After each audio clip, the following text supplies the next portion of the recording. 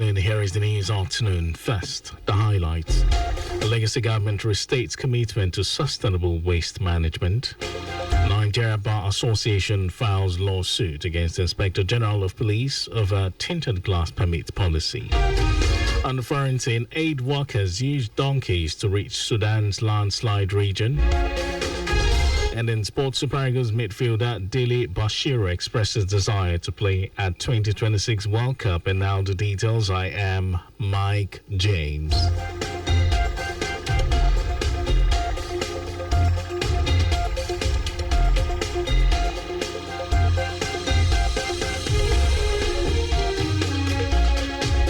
The Legacy government has restated its commitment to advancing sustainable waste management through technology, recycling, and public education. Managing Director, Chief Executive Officer, Lagos Waste Management Authority, Muyiwa Gbadigeshi, stated this at the annual lecture and awards of the Property and Environment Writers Association of Nigeria, P1, in Lagos.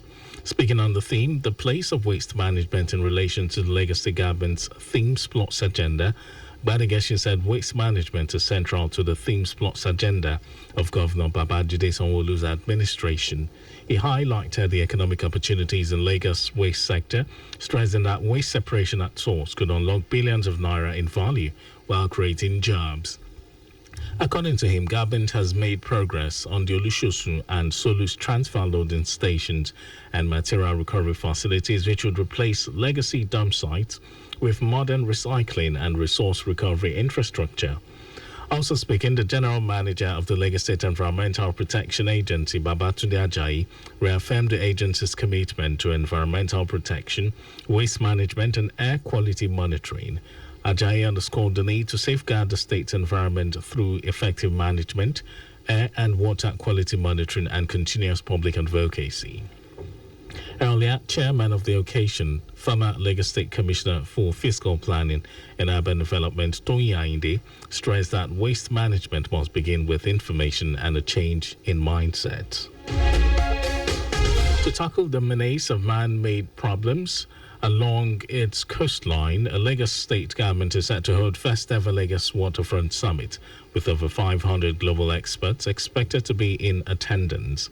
While briefing journalists ahead of the event at Alausa Ikeja, Commissioner for Waterfront Infrastructure Development, Dayo Bush Alebioshu, said the move will protect the coastline and raise its standard to be able to compete favorably in line with international best practices. Bush Alebioshu described the summit as a groundbreaking event poised to redefine the future of urban waterfronts globally and mark a pivotal moment in the evolution of waterfront development, offering unparalleled opportunities for collaboration, innovation, and sustainable growth. What's happening to the Lagoon is different from what's happening on the Atlantic coastline. However, when you take a look at it, our existence as a people depends on the lagoon. Without the lagoon, we can't be sat here today in this building in the press center. We're dealing with all sorts of things.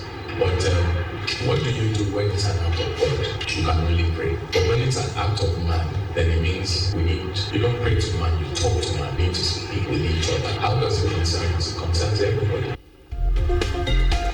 Bush Alebioshu said key highlights of the summit include global perspective on best practices in waterfront development, showcasing successful projects and innovative strategies, sustainable development focusing on practices that ensure waterfront projects contribute positively to both the economy and the environment, technological innovations, and smart infrastructure solutions. The event, which will hold on Thursday, 11th September, is with the theme, The Lagos Experience. Inspector General of Police Kayode Egbetokun has unveiled Gateway Shield, a digital safety and intelligence platform designed to give Ogun State residents swift and direct access to police services, especially in emergencies where reaching a station may be difficult. Speaking at the launch, Egbetokun described the platform as a practical expression of the police's resolve to make security accessible, responsive, and people-centered. He stressed that it is more than just an app, but a lifeline that leverages smart technology to bridge the gap between citizens and the police. Egbetokun said the application is available on the Play Store under Gateway Shield, via the web at www.gatewayshield.com and through the toll-free emergency line 0800 009 111, which connects users to bilingual agents at the Ogun State Police Digital Center. From there, complaints are swiftly processed and directed to the nearest police for unit response. And now to the rest of the stories.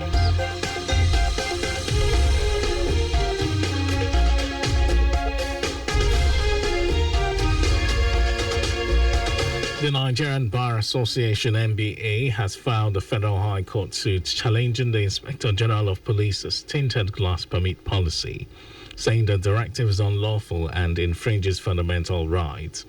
NBA, at its pre-conference National Executive Council meeting in Enugu, condemned and resolved to challenge the policy introduced by Kayode Egbetokoun in April.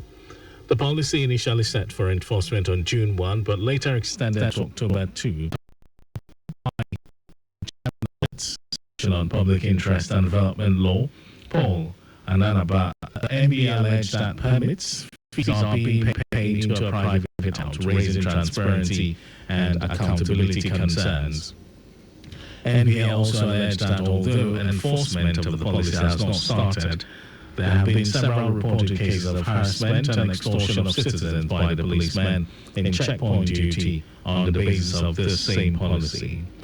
Ananaba said the association will pursue the litigation to its conclusion and urged the police to respect the judicial process by suspending enforcement pending the court's ruling.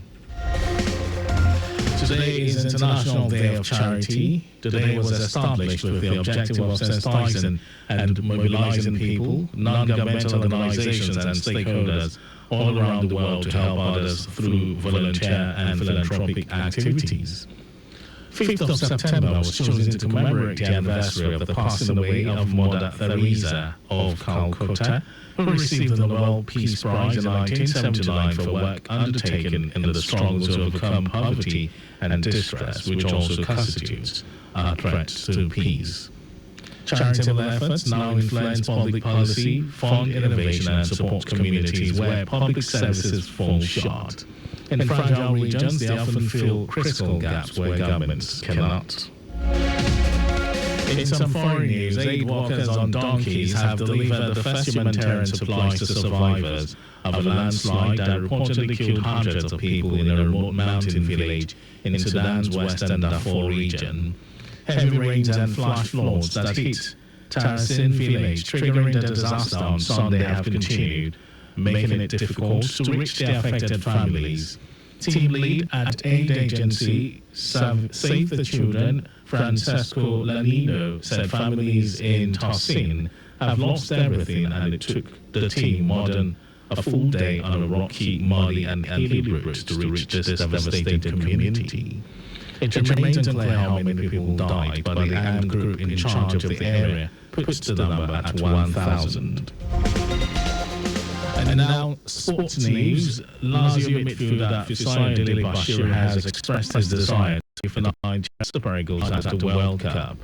Dele Bashiru is part of Nigeria's squad currently preparing for the 2026 FIFA World Cup qualifiers against Rwanda and South Africa. Eric Cheney's men will host the Amavubi of Rwanda at the Godswill Akpabio International Stadium, Uyo, on Saturday.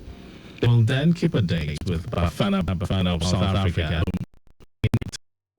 turn things around and fulfill the desire to play at Global Soccer Fiesta.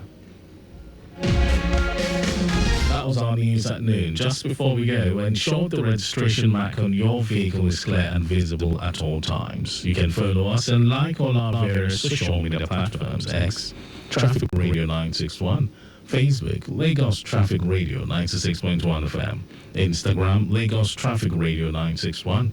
Subscribe and watch our news and programs live on YouTube, Traffic Radio 961. Visit our website www.trafficradio961.ng.